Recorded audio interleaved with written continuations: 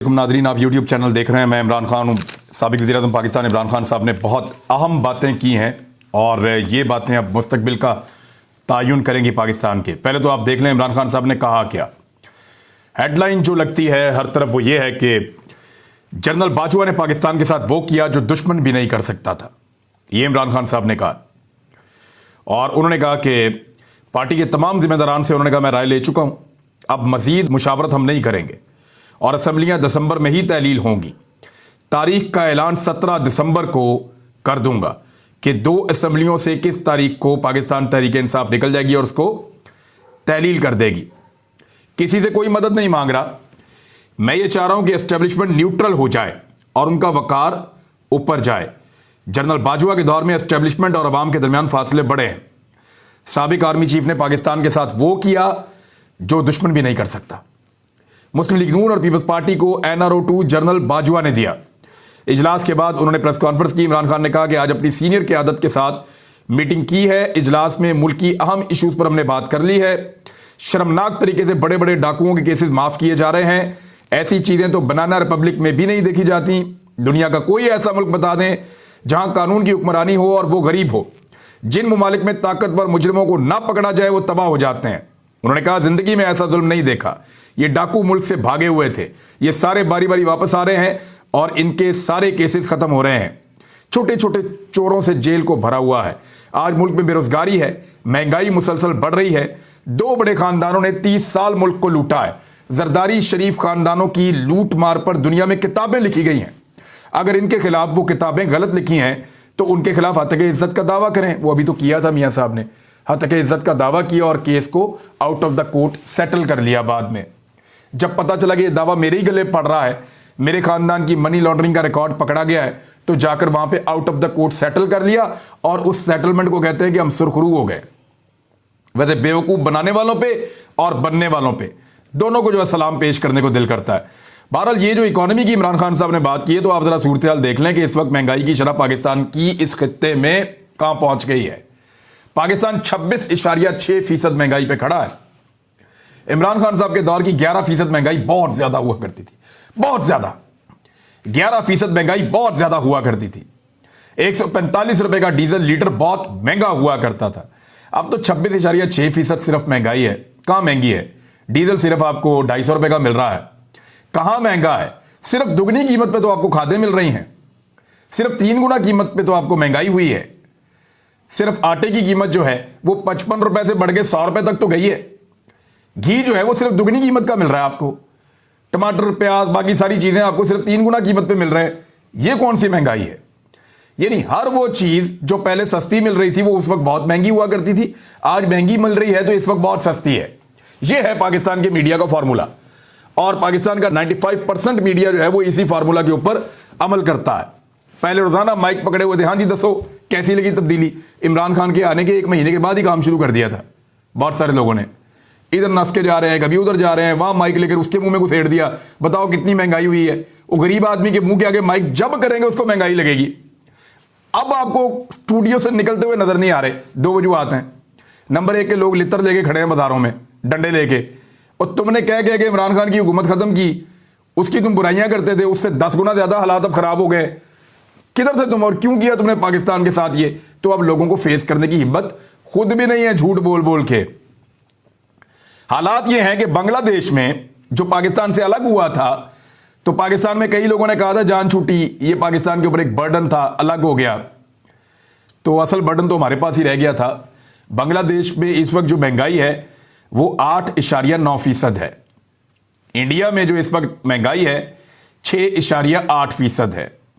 अफगानिस्तान में जो इस वक्त महंगाई है लगभग 10% के ऊपर या नीचे चलती है और अभी उन्होंने रशिया से पेट्रोल ले लिया है तो वो और ज्यादा कम हो जाएगी अफगानिस्तान की भी महंगाई। ये बांग्लादेश, इंडिया और अफगानिस्तान की बात कर रहा हूं मैं। चाइना में तो उन्होंने क्लेम कर दिया कि उनके मुल्क में एक भी गरीब नहीं है। अब उन्होंने 100% गुर्बत खत्म कर दी है। उनका अब क्या मुकाबला करें? और पाकिस्तान में ये तजुर्बा जो किया है अफगानिस्तान से और बांग्लादेश से बदतर सूरत हाल पाकिस्तान में पैदा कर दी है। इंडिया की निस्बत 4 गुना महंगाई है पाकिस्तान में। ये हालत कर दी हमारे प्यारे पाकिस्तान की इस इंपोर्टेड हुकूमत ने और सहूलतकारों ने लाकर ये तोहफा कौम के ऊपर बिठाया था और अब भी बाज नहीं आ रहे। اب بھی سہولت فراہم کر رہے ہیں کہ ہم آپ کو عمران خان نااہل کر کے دیں گے, ہم نواز شریف کو واپس لا کر اس کے کیس ختم کر کے دیں گے, ہم شہباز شریف کو اور اس کے پورے خاندان کو سرخرو کریں گے, ہم عمران خان کو ٹیکنیکل ناک آؤٹ کر کے پاکستان تحریک انصاف کو کمزور کریں گے, اور ہم آپ سب جماعتوں کی دوبارہ حکومت بنا کر دیں گے. یہ ہے سہولت کاروں کا مشن.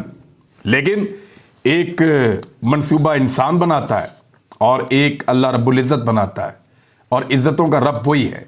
وہی جو فیصلہ کرتا ہے وہ اٹل ہوتا ہے, اور وہی فیصلہ ہمیشہ جیت جاتا ہے.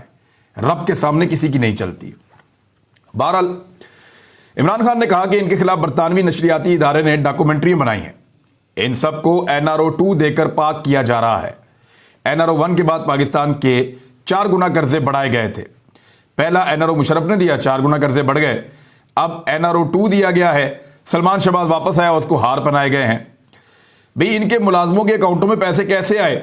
کیا آج تک اس قوم کو اس بات کا جواب ملا ہے کہ مقصود چپڑاسی نامی آدمی جو اچانک ہارٹ اٹیک سے دبئی کے اندر فوت ہو جاتا ہے, جس کی چند ہزار روپے سیلری تھی, اربوں روپیہ اس کے اکاؤنٹ میں کہاں سے آیا؟ وہ کس کا اربوں روپیہ تھا جو مقصود چپڑاسی کے اکاؤنٹ میں آیا اور پھر اس کے اکاؤنٹ سے نکالا گیا؟ اور پھر وہ اربوں روپیہ گیا کہاں, آیا کہاں سے, گیا کہاں؟ آج تک کسی نے جواب نہیں دیا. وہ چپڑاسی ان کے ساتھ کام کرتا تھا, انہوں نے اس کو دبئی بھجوایا تھا, وہاں پہ اس کی اچانک ہارٹ اٹیک سے ڈیتھ ہو جاتی ہے, اور 4 گواہ جو ہیں وہ ایسے ہی پراسرار موت کا شکار ہو گئے. جو آفیسر اس کو دیکھ رہا تھا پورے معاملے کو, اس کی بھی پراسرار طریقے سے ہارٹ اٹیک سے ڈیتھ ہو گئی. ان سوالات کے جواب تو اب تک دیے نہیں کسی نے. کیا آپ میں سے اگر کوئی بھی جانتا ہے کہ مقصود چپڑاسی کے اکاؤنٹ میں, اس کا گھر ہے ویسے یہاں پہ لاہور میں, اس کے رشتہ دار یہاں رہتے ہیں پنڈی سٹاپ کے قریب, یہ حلقہ ہے پرویز ملک صاحب کی اہلیہ کا, اس وقت ان کا تو انتقال ہو گیا مرحوم کا, وہاں پہ پنڈی سٹاپ کے قریب اس کے اہل خانہ رہتے ہیں. اس کے ایک بھائی کا بھی کچھ عرصہ پہلے ایکسیڈنٹ ہوا تھا, غالباً اس کا پہلے انتقال ہو گیا تھا, اور مقصود چپڑاسی کا بعد میں انتقال ہوا تھا, بعد میں فوت ہو گیا تھا. لیکن وہاں جا کے آپ پتہ کریں, ان کے پاس تو پیسے بھی نہیں ہیں بیچاروں کے پاس, کرائے کے مکانوں میں رول رہے ہیں, اور اربوں روپے ان کے اکاؤنٹوں میں آ رہا ہے اور اکاؤنٹوں میں سے نکل رہا ہے. تو آپ یہاں سے اندازہ کر لیجئے یہ پیسہ کس کا تھا. آج تک کسی نے اس کا جواب نہیں دیا. عمران خان نے کہا کہ یہ لوگ آج تک ایک چیز کی منی ٹریل نہیں دے سکے. افسوس, اب زرداری اور اس کی بہن کے کیسز بھی معاف ہو جائیں گے. 26 سال سے پاکستان میں انصاف کی جدوجہد کر رہا ہوں. آج ملک کا کسان رو رہا ہے. ہم آج تباہی کے کنارے پر کھڑے ہیں. معیشت اس لیے تباہ ہو رہی ہے کہ ہمارے ملک میں انصاف نہیں ہے. قرضوں کا رسک 5% سے 100% تک, ملک کے ڈیفالٹ ہونے کا جو رسک ہے وہ یہاں تک پہنچ گیا ہے. ملک کی اکانومی سکڑتی جا رہی ہے. ہم گروتھ کو 6% پر چھوڑ کر گئے تھے, آج وہ 0 پر کھڑی ہو رہی ہے.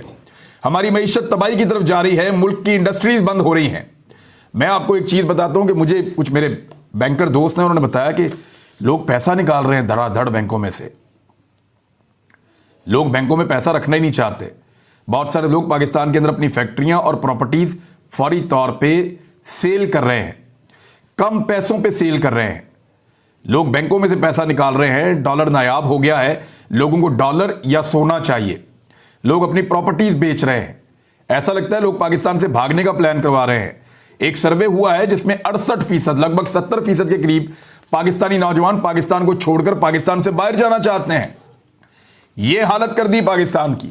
یعنی جن نوجوانوں کے انٹرویوز کیے گئے اور ان کا ڈیٹا اکٹھا کیا گیا, ان میں سے 70% نوجوان ایسے ہیں جو پاکستان کو چھوڑ کر پاکستان سے باہر جانا چاہتے ہیں.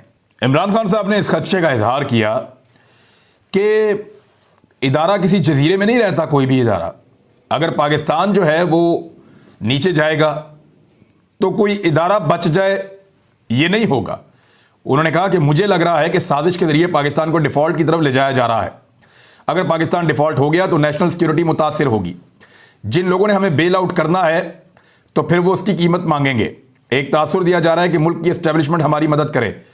یہ بالکل میں نے نہیں کہا. انہوں نے کہا کسی سے کوئی مدد میں نہیں مانگ رہا. میں یہ چاہ رہا ہوں کہ اسٹیبلشمنٹ نیوٹرل ہو جائے اور ان کا وقار اوپر جائے. جنرل باجوہ کے دور میں اسٹیبلشمنٹ اور عوام کے درمیان فاصلے بڑے ہیں. یہ تو ٹھیک بات ہے, لوگوں نے بہت گلا شکوہ کیا جنرل باجوہ سے, اور جنرل باجوہ کے دور میں جو پالیسیز تھیں انہوں نے پاکستان کی اسٹیبلشمنٹ کو, پاکستان کی پبلک کے درمیان ایک بڑی خلیج پیدا کیے, اور لوگوں میں بہت زیادہ شکوے ہیں. اور یہ بات جنرل باجوہ جاتے ہوئے کہہ کر بھی گئے کہ लोगों ने बहुत तनकीद की है उनके ऊपर। इंडिया की फ़ौज के ऊपर भी उन्होंने कहा इतनी तनकीद नहीं होती जितनी पाकिस्तान की फ़ौज के ऊपर बकौल उनके तनकीद हुई है। और उन्होंने कौम को एक ताना मारा जनरल बाजवा ने जाते जाते, जो नहीं मारना चाहिए था। इस कौम का फ़ौज से बड़ा अच्छा रिश्ता है, अगर जनरल बाजवा के साथ ये कौम रिश्ता नहीं निभा सकी इतने जुल्म और सितम के बाद, तो फिर ये जनरल बाजवा का कसूर है, ये कौम का कसूर नहीं है। इस वक्त जो है वो एस्टेब्लिशमेंट के अंदर कोई तब्दीली आने के बाद ये उम्मीद की जा रही थी कि शायद हालात बदल जाएंगे, लेकिन हालात बदलते हुए दिखाई नहीं दे रहे। उसकी एक दो चीज़ें मैं आपके साथ शेयर करता हूं, लेकिन पहले आप ये देख लें। इमरान खान साहब ने कहा कि जब मुदाखलत की जा रही है तो गुज़िश्ता 7 माह में हमारे साथ खुली दुश्मनी की गई है। तोशाखाना केस के पीछे कौन था? वैसे मैं तो जानता हूं कौन था, कौन लोगों को गिरफ्तार करवा रहा था। आदम सवाती को ट्वीट पर इतनी बड़ी सज़ा दी गई कि उनको नंगा किया गया। हम कश्मीर में इंसानी हकूक़ की बात करते हैं तो यहां क्या हो रहा है? आला अदलिया अगर हमारे इंसानी हकूक़ की हिफाजत नहीं करेगी तो कौन करेगा? मैं भी अपनी FIR नहीं कटवा सका, अरशद शरीफ की वालदा भी अपनी FIR नहीं कटवा सकी। हम मुशर्रफ पर तनकीद करते थे तो मतलब ये तो नहीं था कि फ़ौज पर तनकीद करते हैं। जनरल बाजवा पर तनकीद का मतलब फ़ौज पर तनकीद नहीं है। अवाम फ़ौज से प्यार करते हैं। बाजवा ने पाकिस्तान के साथ वो किया जो दुश्मन भी नहीं कर सकता था। आज पाकिस्तान की मईशत ज़मीन पर चली गई है। मेरा मुंह बंद करने के लिए कातलाना हमला तक हुआ। जब तक जिंदा हूं आवाज़ बुलंद करता रहूंगा। इदारे के अंदर काली भेड़े हों तो उनके खिलाफ एक्शन से इदारे का वकार बुलंद होता है। इमरान खान साहब ने कहा, फिर इलेक्शन कमीशन के बारे में उन्होंने कहा, जो उनके तहफ़्फ़ुज़ात हैं। फॉरेन फंडिंग के केस के बारे में इमरान खान साहब ने कहा कि उन पे जो उनके तहफ़्फ़ुज़ात हैं। तोशाखाना से गाड़ियां जो बिल्कुल गैर कानूनी है निकलवाना, वो नवाज शरीफ ने और जरदारी ने निकाली। उनके ऊपर इलेक्शन कमीशन कोई नोटिस नहीं लेता। ये भी बहुत अजीब चीज़ है। और वैसे ही अजीब इसलिए है कि वहां तो कानून में कैटेगोरिकली लिखा है कि गाड़ी तो आप ले ही नहीं सकते। घड़ी तो ले सकते हैं, गाड़ी तो आप ले ही नहीं सकते। तो वो जरदारी साहब भी ले गए और नवाज शरीफ साहब भी ले गए। इमरान खान ने कहा कि मैंने अपनी मुशावरत मुकम्मल कर ली है। 17 दिसंबर को लिबर्टी चौक में खिताब के दौरान पंजाब और खैबर पख्तूनख्वा असम्बलियों की तहलील करने की तारीख का ऐलान करूंगा। कानून के मुताबिक जैसे असम्बलियां तहलील होंगी तो 90 दिन के अंदर इलेक्शन होगा। और 70% पाकिस्तान में इलेक्शन होने जा रहा है। अगर ये पूरे पाकिस्तान में नहीं करना चाहते तो मर्जी है। नवाज शरीफ को भी ड्राई क्लीन करने की तैयारी की जा रही है। और इसके अलावा इमरान खान साहब का एक केस है और मुबैना बेटी छुपाने पर इमरान खान के खिलाफ नाअहली केस समाअत के लिए मुकर्रर कर दिया गया है इस्लामाबाद हाई कोर्ट में। लेकिन मैं आपको जरा कुछ फैक्ट बता देता हूं। 21 जनवरी 2019 ये इस्लामाबाद हाई कोर्ट में केस लाया गया। इमरान खान के खिलाफ मुबैना बेटी को छुपाने की दरखास्त को निजी मामला करार देते हुए अदालत ने मुस्तरद कर दिया। 11 मार्च 2019 लाहौर हाई कोर्ट में ऐसी ही 2 दरखास्तें दायर की गईं और वहां भी मुस्तरद कर दी गईं। 9 अगस्त 2018 को सिंध हाई कोर्ट में भी ऐसी ही दरखास्त दायर की गई और वहां पर भी इसको मुस्तरद कर दिया गया। लेकिन 4 मरतबा जजेस ने एतराज लगाए और चारों मरतबा इसको जजेस ने मुस्तरद कर दिया। दरखास्त गुजारों को वापस भेज दिया और उनकी सरजनिश की और कहा था कि इस्लाम हमें लोगों के निजी मामलात का एहतराम करने का दर्स देता है। ये 4 मरतबा जजेस ने कहा। लेकिन chief justice Islamabad high court Aamir Farooq साहब ने ये सारे फैक्ट्स जानते हुए ये केस लगा दिया है 20 दिसंबर को। देखते हैं कि इस मरतबा इस केस में क्या करते हैं। वैसे ये केस हो गया या तोशाखाना केस हो गया या बाकी केसेस हो गए, बज़ाहिर ऐसा लगता है कि इमरान खान साहब के ऊपर दबाव बढ़ाया जाता है इन केसेस के जरिए से, क्योंकि पाकिस्तान की एस्टेब्लिशमेंट ने आज़म सवाती के मामले में बड़ा गंदा रोल प्ले किया है। यानी आज़म सवाती यही कह रहे थे ना कि मेरी और मेरी बीवी की वीडियो मेरी बेटी को क्यों भेजी गई, हमारी तन्हाई की वीडियो को हमारी बेटी को भेजा गया, मुझे नंगा क्यों किया गया, मुझ पर तशद्दुद क्यों किया गया, मुझे पोते पोतियों के सामने क्यों मारा गया, 75 साल मेरी उम्र है। अब वो ये इसलिए कह रहे थे कि उन्होंने एक ट्वीट किया था जनरल बाजवा के खिलाफ और उसके बाद ये सूरत हाल पैदा कर दी गई उस सेनेटर के लिए, 75 साल सेनेटर के लिए। बाजवा साहब से वो उम्र में भी बहुत बड़े हैं, नहीं 10 साल से ज्यादा उनका फर्क है बाजवा साहब से उम्र का। अब ऐसे शख्स के ऊपर पहले तो धड़ाधड़ मुकदमात दर्ज किए गए। सिंध में उनके मुकदमात अब खत्म हो रहे हैं बड़ी तेजी से। पुलिस अपनी इंक्वायरियों में खत्म कर रही है। सिस्टम जो है उसके अंदर नाइंसाफी की गुंजाइश भी इतनी नहीं है जितनी करवाई जा रही है। और इसके पीछे ऐसा नहीं लगता कि ये इंपोर्टेड हुकूमत है। पहले मुझे ऐसा लगता था कि शायद इंपोर्टेड हुकूमत है, लेकिन अब मुझे एस्टेब्लिशमेंट का हाथ लगता है ये जो कुछ आज़म सवाती के साथ हो रहा है। क्योंकि इसकी एक और एपिसोड आज हुई है جس میں آدم سواتی صاحب کی ضمانت کا فیصلہ محفوظ کرنے والے جج صاحب کا تبادلہ کر کے انصاف کا بول بالا کر دیا گیا۔ جج صاحب نے ضمانت کا فیصلہ محفوظ کیا، یعنی یہ بابر اعوان صاحب کی آپ ٹویٹ پڑھ لیں۔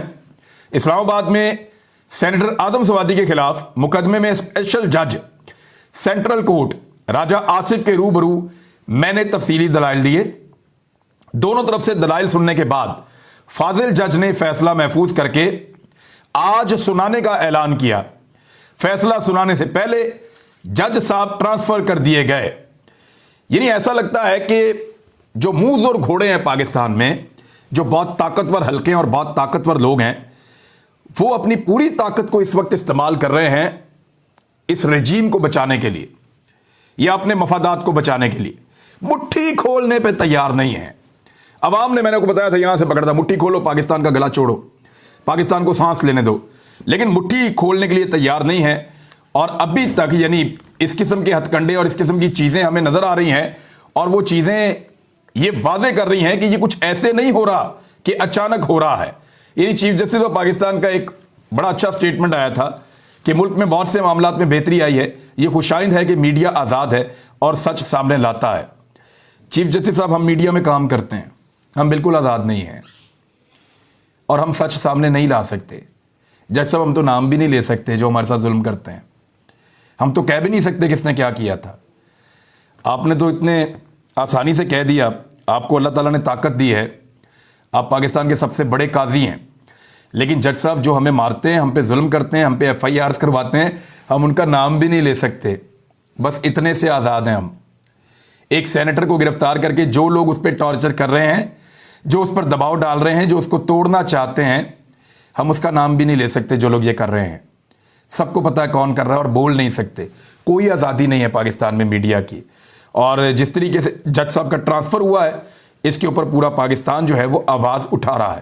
بہت ساری اور خبریں ہیں، لیکن اگلے ویلاگ میں اب تک کے لیے اتنے، اپنا خیال رکھیے گا، اپنے اس چینل کا بھی۔ اللہ حافظ۔